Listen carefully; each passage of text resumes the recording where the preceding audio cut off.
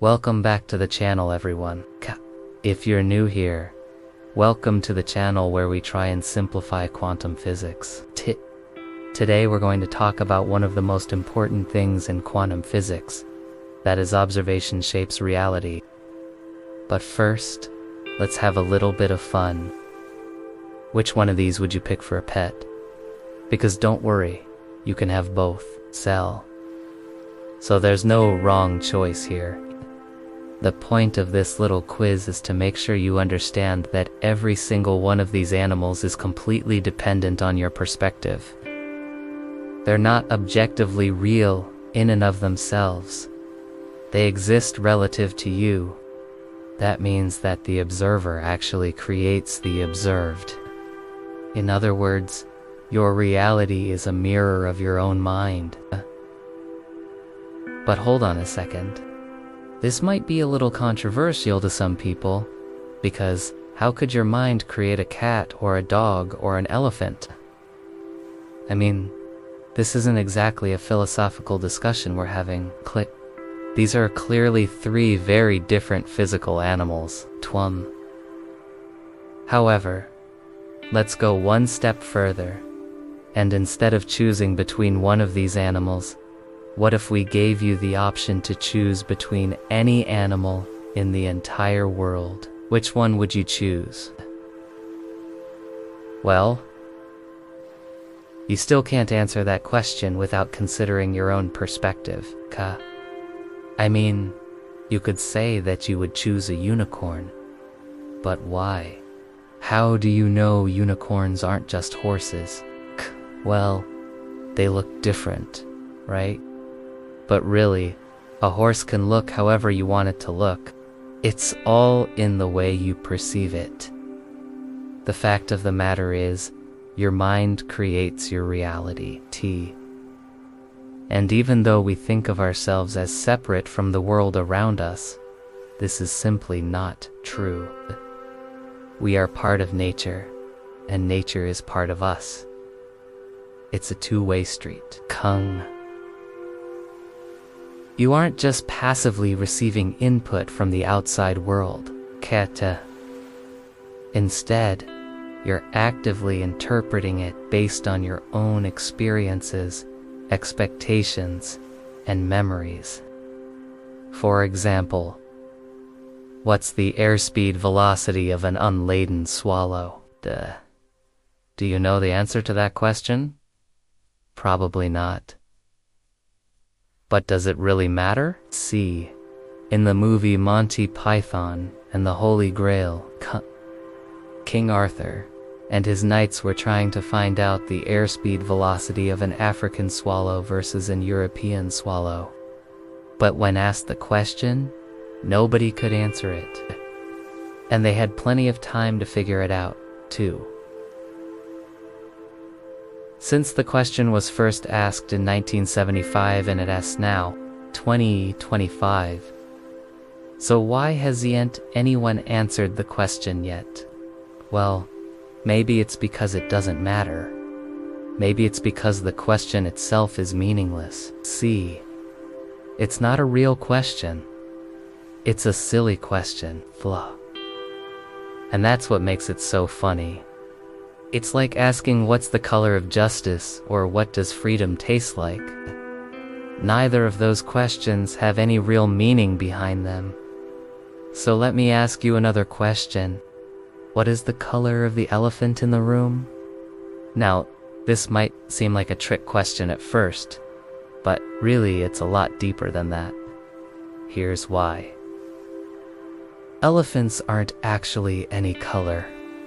I mean, you can paint an elephant purple, and no one would bat an eye. Purple elephants aren't even that rare.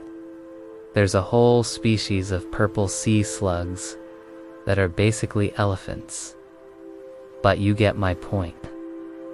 Elephants can be any color you want them to be.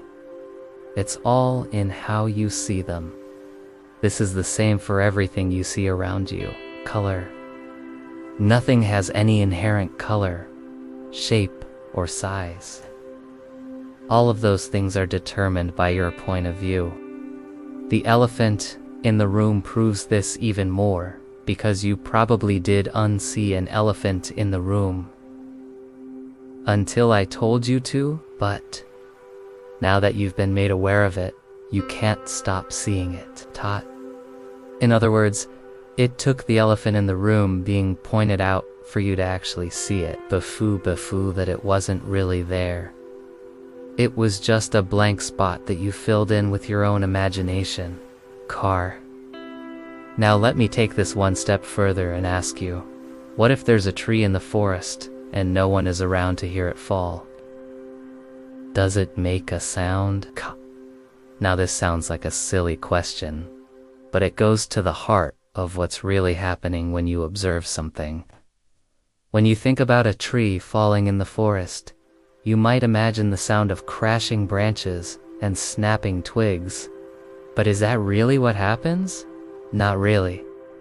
What actually happens is that the sound waves from the falling tree hit your ear, and then your brain interprets those sound waves as the sound of a falling tree.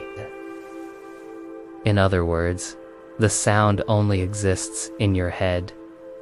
Now let's go back to our original question. If your reality is a mirror of your own mind, then it stands to reason that you can change your reality by changing your mind. This is a concept that's been around for a long time. But it really gained popularity in the 1960s with the rise of hippie culture and Eastern religions. The idea was that if you change your mindset, you can change your reality.